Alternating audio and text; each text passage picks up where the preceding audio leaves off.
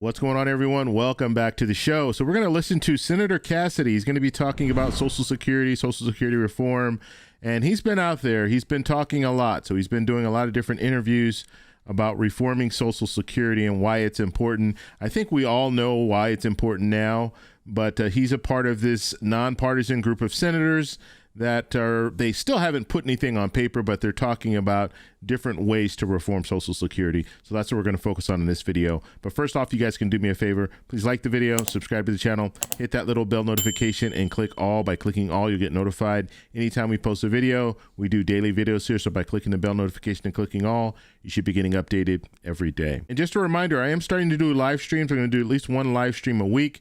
So catch me. It's either going to be on Thursday or Sunday. I haven't set up the date yet, but this Thursday I will be doing a live stream, and we're going to talk just more about trending news. So it's not just going to be about Social Security and retirement, but I will have a segment where we talk about Social Security and retirement. We're also going to talk a little bit about investing. I have a friend of mine that he's heavily into investing, and so he's going to share some of his things that he does when it comes to investing. And then we're also going to talk about some travel news, so when it comes to travel credit cards and things like that. But we're going to have those three segments. That's what we decided is best, so that way if the audience that wants to hear about retirement, Social Security, they're going to hear about that. Audience that wants to hear about investing, they're going to hear about that. And then the audience that wants to hear about travel and travel credit cards, they'll also hear that. So that's the way we're going to break it up. So hopefully you guys enjoy that. It's going to be at least once a week. We'll be doing a live stream, but this Thursday we'll be doing a live stream. So make sure you tune in for that. Okay, so let's go ahead. We're going to listen to Senator Cassidy. He's going to be talking about reforming Social Security.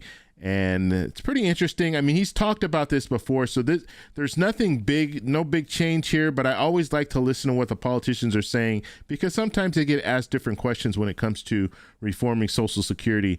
And it's good to hear if they're sticking to what they originally planned. And right now, Senator Cassidy, his original plan is to do the sovereign wealth fund or some type of investing. So basically borrowing money from the American people to invest. And if those investments have a good return, that's what they'll use in order to reform Social Security. But this is a huge risk because you're investing money. So if you're investing money, you could lose that money. And if you lose that money, then where do you go from there? Now you've borrowed money from the American people. You're going to have to borrow more money in order to fix the problem.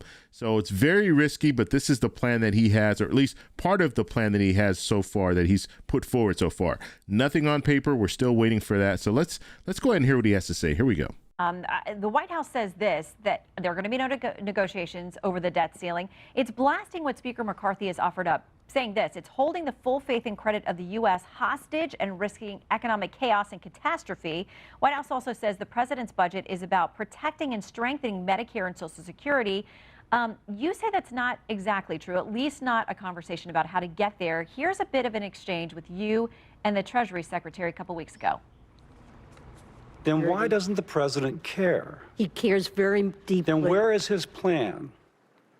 He stands ready to work with Congress. That's a lie, because when a bipartisan group of senators has repeatedly requested to meet with him about social, so that somebody who is a current beneficiary will not see her benefits cut by 24%, we have not heard anything on our request. Okay, essentially calling the Treasury Secretary a liar there about the engagement from the White House. Have you heard anything from the president about this very real problem? Actually, I said the statement she picked up and read was a lie, that she was not a liar. She was given something which was a lie, number one. Number two, the president has a plan for Social Security, and his plan is to have no plan.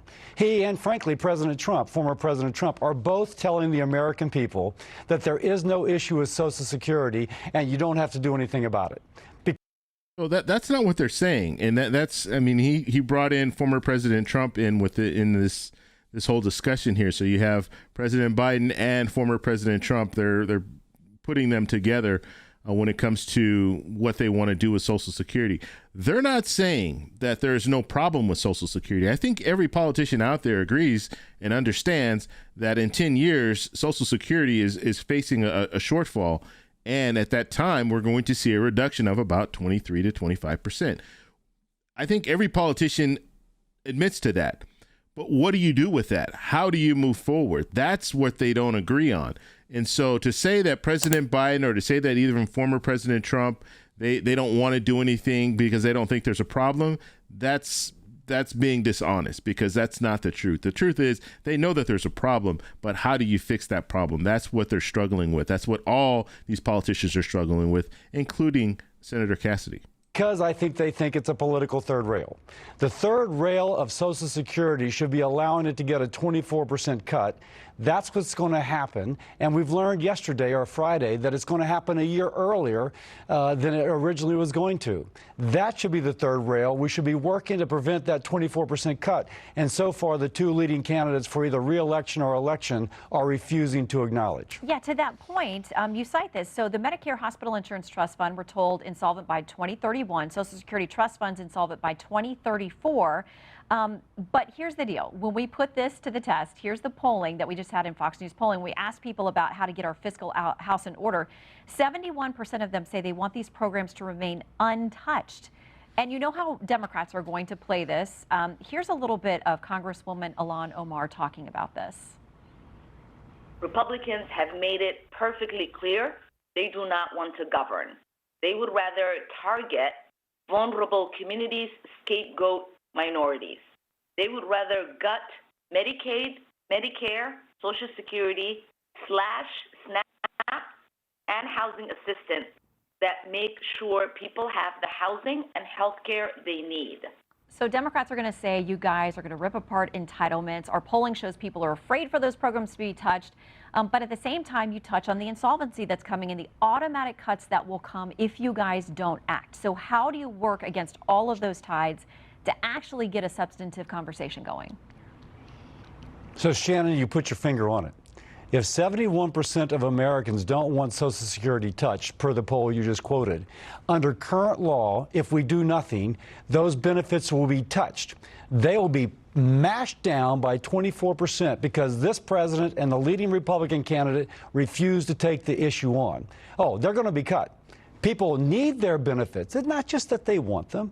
For many, that's how they pay their bills. But under current law, it'll be cut by 24% because neither of the two leading candidates will take the issue on. That's frustrating, and that is working against the interests of the American people. That's what we should be. That's what we should be discussing. Well, it is something you're bringing to the forefront. A lot of people, as you said, are afraid to touch it because they know how it's going to be used against them, even broaching the topic. And we'll watch and see what you do on this. It's a very important point you make that cuts are coming if nobody does anything.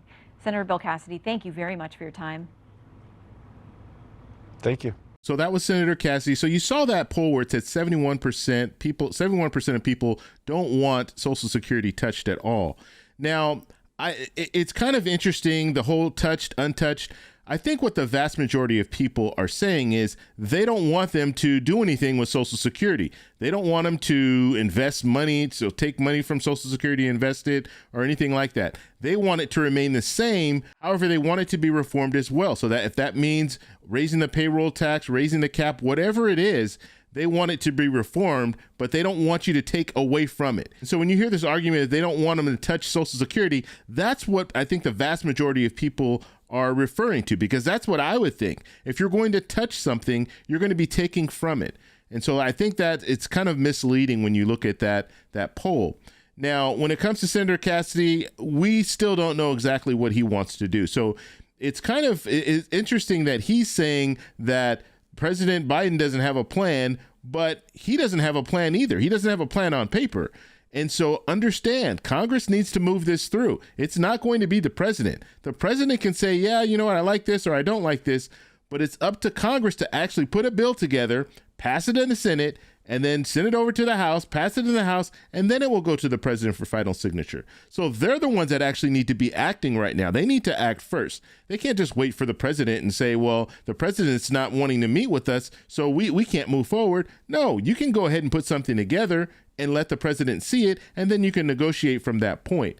And so it's a little disingenuous that he's saying the president doesn't want to meet with us, the president doesn't have a plan, when the reality is he needs to put together a plan. This bipartisan group of senators, they need to put a plan together. Once they have it on paper, then take it to the president. You can't say that someone doesn't want to negotiate with you if they don't even know what they're negotiating about. It's just like if I were to go to buy a car and they don't tell me, they don't have the sticker price on the car, and what are we negotiating? Because then I can just really lowball and say, okay, well, I want to pay $10,000 for a $40,000 car, but there's no price on that car. So if you have the price, now we know where we're negotiating from. But right now, we don't know where we're negotiating from because they have not put anything on paper yet. So we're going to have to wait and see if this even happens when it comes to them putting something on paper.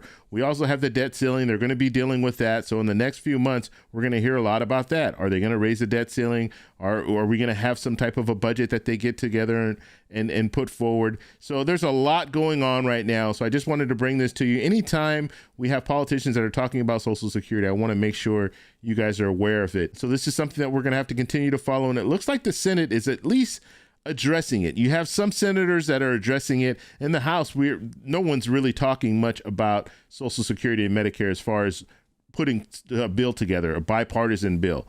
They're not talking about that right now. So all we have is the Senate right now that's talking about some type of a bill. Maybe the Problem Solvers Caucus, maybe they'll get together in the House and try to put something on paper. But right now it's coming from the Senate. But I want to know what you guys think about all this. So let me know down below. If you like this video, please give me a thumbs up.